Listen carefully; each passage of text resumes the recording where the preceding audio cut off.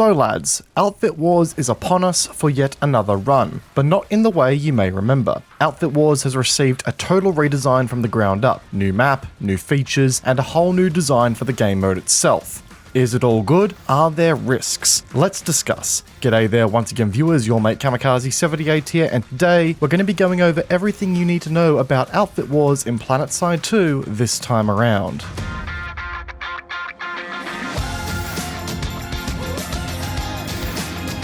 So, I want to get straight into the details of how this season of Outfit Wars is going to work, because there really has been a huge rework of this from top to bottom, and I have opinions on it, as I'm sure everybody does. And as a special treat, y'all are getting a bit of a rant from me at the end of this video, so I'm sure that's going to ruffle some feathers. But let's get the baseline down as to what Outfit Wars actually is this time around. Ladies and gentlemen, Outfit Wars is now a 1v1 game mode. Gone is the 1v1v1 layout that we had come to either love or hate depending on who you asked, and now we are faced with a more traditional 1v1 formula that removes all the drama that comes from having a third faction in play. This time around, 2 teams of 48 will be going head to head on the Nexus Battle Island, fighting across a lattice layout that drives constant fighting, yet offers limited flanking opportunities to even warp gate your opponents completely. As you can see from this screenshot, you have a northeast and a southwest warp gate with 3 bases directly neighboring it. However,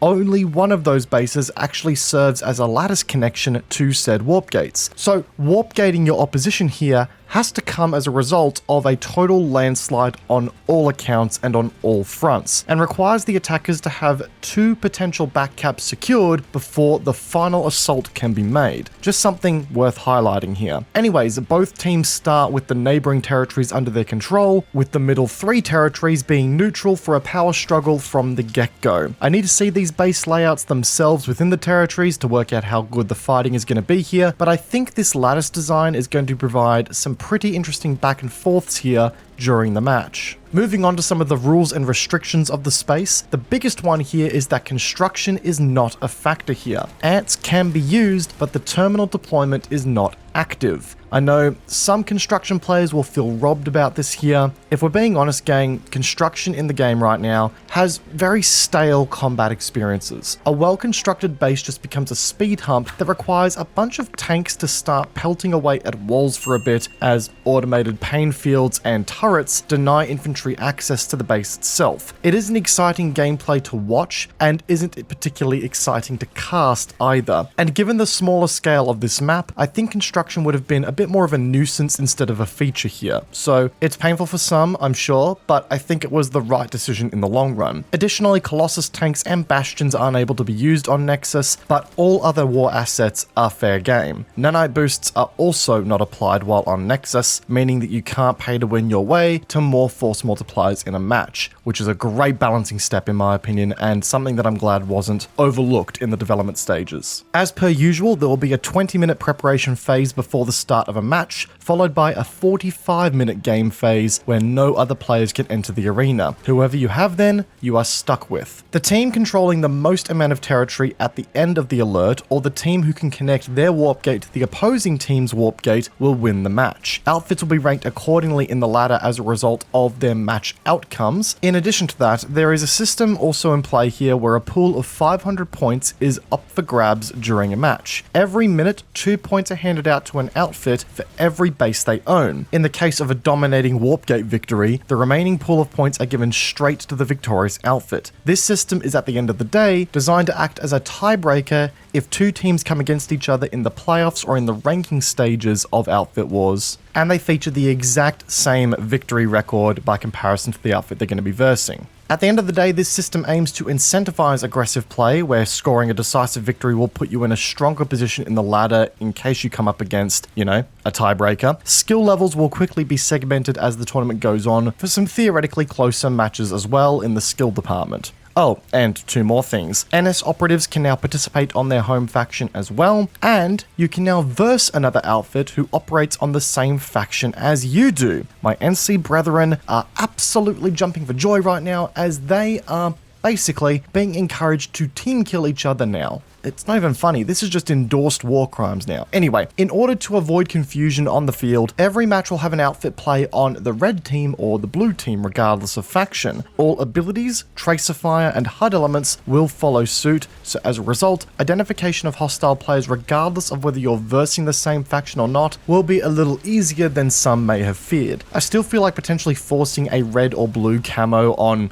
all assets that a team owns just to avoid any slight amount of confusion might be necessary as well, but we'll soon see how that pans out. So that is a very quick rundown of what Outfit Wars is going to be this time around, and as we have said before, a very different experience here in the grand scheme of things. And I have to admit, I'm here for it. Now, I'll be the first to admit that I was an advocate for the previous format. I went on the public record many times advocating for its possibilities and its potential. And to a certain extent, I still am an advocate for the previous format. I think it's a great representation of what the chaos of the Planetside live experience can bring when all factors are in play. That being when we see all theaters of war in action, that being, infantry, land vehicles, air vehicles, even construction for that matter, when everyone plays to win, when there's no cross-faction collusion, and when there's no outfit politics in play. Just everyone playing the game as it is. It's a great mode to have in the ecosystem of Planetside's offering because it offers the live experience in a more organized way. But as we have seen time and time again, the three-way experience of Desolation and the way previous Outfit War seasons played out,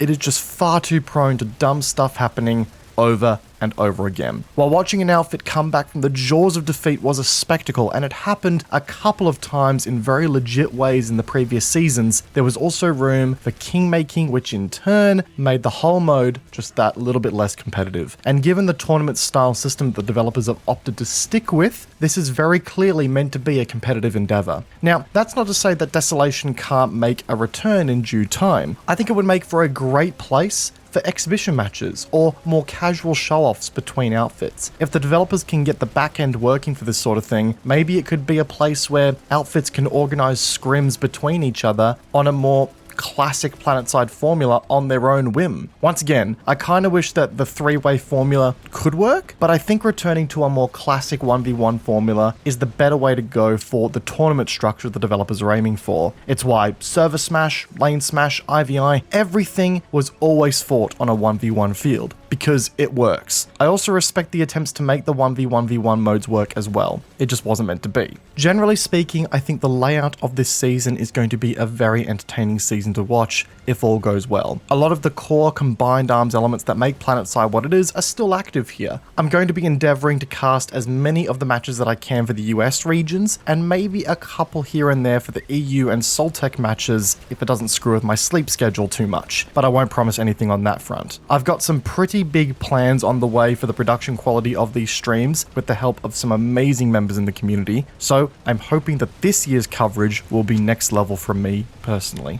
But in saying all of that, there is a big old elephant in the room that we have to address here today, and I apologize in advance, but this is going to get a smidge heated. You see, ladies and gentlemen, I've been seeing a ton of comments, content, and or just general discourse from a wide variety of individuals in the community echoing their dislike for the 1v1 nature of the mode, and the possibility of them getting pitted against players who are significantly higher skilled than them. That's not the issue. The issue is that if they do come across these high skill outfits, skill fits, stack fits, whatever you call them, they're just going to ditch the match and not attend. Basically, if the challenge is too large, we're just going to dip in a competitive tournament that we had every agency in signing up to ourselves and accepting the fact that this might have happened in the first place. I want to make one thing abundantly fucking clear. If you are approaching Outfit Wars with the intent of flaking out of a match if your opponent looks too hard, don't sign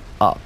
Either that or harden up. This is a competitive tournament. Something designed to test the abilities of outfits over the period of multiple matches with a ranking system placing outfits accordingly. Naturally, you're going to come across outfits that are going to challenge your abilities in-game, some more than others. Ladies and gentlemen, welcome to every competitive format in every competitive video game to have ever existed. And I get it. Planetside has never really typically been considered a competitive game in the traditional sense, and that is fine. But this is very clearly the game's attempt to harbor the competitive experience. If that isn't for you, don't sign up, because it isn't for you by design. So why would you put yourself in a position where the only way you can cope with the position in the tournament that you get placed in by signing up is by not showing up? No one is forcing you to sign up. It's that simple. It fucking dumbfounds me that this has not only made its way back into the discourse in the community after the last season and the focus that was placed on the quote-unquote unofficial code of conduct that Rel released after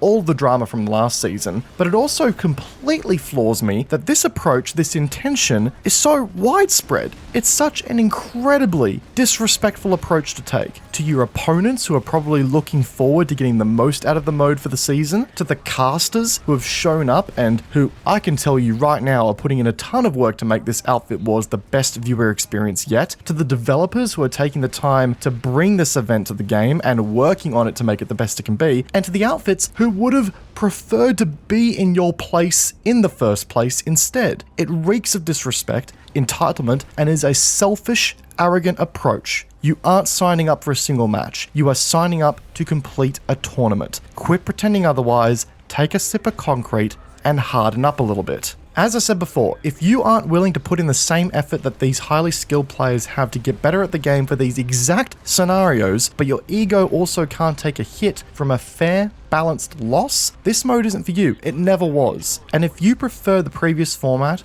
or the experience of live more, that's fine. You are more than entitled to that, and I'm not here to tell you that that's wrong. But what is wrong is to sign up to a competitive tournament with the intent of ruining it for those who intend to get every little bit of enjoyment out of it. And just before anyone jumps into the comments and tells me that, well, Outfit Wars should be for everybody and not just for the competitive-minded players, so I'm going to do what I want, or Outfit Wars is an extension of Planetside 2's core gameplay, and the sandbox nature of the game lets me pick who and where I fight, so clearly I should be able to do this with Outfit Wars as well. All I'm saying is that if you're telling me that an experience that is not mandatory and has a voluntary sign-up process is not allowed to have a dedicated player base or a player base it aims to appease to, but it's okay for OSHA, a whole continent in the game, to be developed for a certain player base in mind but not for others, then I find that approach entirely hypocritical and entirely self-entitled. I'm not taking aim at the developers for taking this approach either, because hey, I understand the decision to make certain play spaces and game modes more focused on certain areas and certain experiences within the game. While Planetside has typically been a sandbox experience where, you know, freedom is the spice of life, also integrating play spaces and game modes that take a certain focus on certain areas of the game isn't so bad either. Variety and focused variety is the spice of life, even if all of the variety of the game ain't my personal cup of tea or ain't somebody else's cup of tea. My point here is that if we are going to take on board that design philosophy with other areas of the game, then Outfit Wars has every right to appeal to a more competitive audience, and you have no right to ruin that for others. All I will say in closing here is that I really hope the developers follow through on their code of conduct post that they made in response to the last Outfit Wars season. If teams don't show up, ban them. Kick them out of the tournament. I don't care about the live experience, they can keep doing what they want there, but ban them from the Outfit Wars tournament so they can't ruin it for more teams going forward. It sounds harsh? I don't care. A precedent needs to be set. A standard needs to be set. Outfits shouldn't get to decide who they get to verse just because they don't like the team roster that they're going up against. And if you sign up, there should be an understanding that you are committing to a tournament structure. If you are a casual or a serious outfit that is up to the challenge that this tournament is aiming to provide, go for it. But if you're a more casual outfit that's not up to that challenge, that's fine. But stick to live, you'll have more fun there, and you will not ruin the experience for everyone else involved. But anyway, that is everything I had to say on that front, guys. As I said before, a big old spicy rant end out the video here, but quite frankly, I'm really sick of this discourse about, you know, choosing and picking which matches you're going to attend to just in case you don't like the skill level of the enemy team you're facing. I find it disgusting, and I find it to be completely against the spirit of the event, and I'm really hoping that the developers can set a precedent or, you know, set a standard within the community as to what is acceptable and what is not going forward. As always, if you guys enjoyed the video, backhand the like button, it would be greatly appreciated. And if you're new here, consider backhanding that subscribe button whilst you're at it. It keeps you up to date with everything we do in the future, and it will also keep you up to date with whenever we go live for future Outfit Wars casts as well. Leave a comment down below with your thoughts on everything in relation to Outfit Wars, guys. Are you looking forward to it? Are you not? let me know. But as always, I hope you guys enjoyed today's video. Peace out, and I will see you guys all in the next one. Take care, guys. Have a good one.